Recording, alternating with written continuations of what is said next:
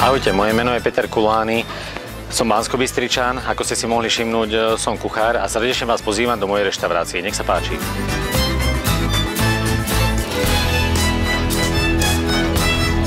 K vareniu ma to ťahalo už od malička, ale v mojich 12 rokoch si to všimla vlastne mama pri pečení babovky, že mi to fakt veľmi dobre ide a tam to vlastne začalo s tým, že ma usmernila v škole. Išiel som študovať tu v Banskej Bystrici na stredné odborné učilište, kde som aj vyštudoval, kde mi dali tie prvotné poznatky, s ktorými som ďalej už narábal.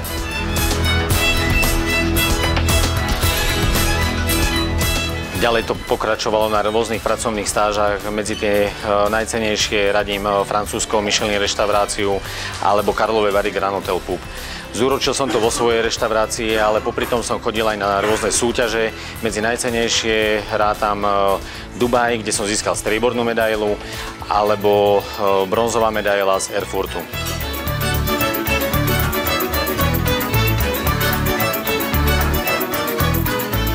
Momentálne som už šťastný dvojnásobný otecko. Pred 3 týždňami sa mi narodila dcéra a starší syn, ten má 3,5 roka. Vediem ho samozrejme k vareniu, vodím ho často do reštaurácií, aby vedel, ako žijeme, čo vlastne jeho otec robí.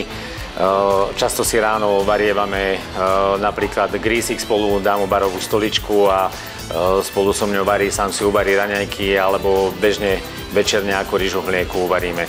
A som veľmi šťastný, že sa snaží a má veľmi blízko k vareniu, aby mohol ďalej pokračovať v mojom remesle.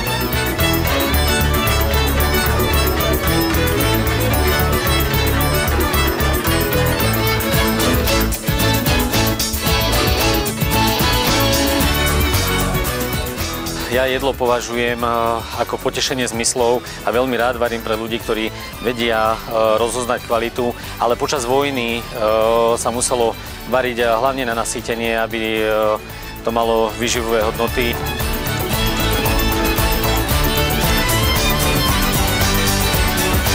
Moji starí rodičia zažili vojnu. Sice si spomínam veľmi slabo na to, ako mi o tom rozprávali, ale jedno som si zapamätal.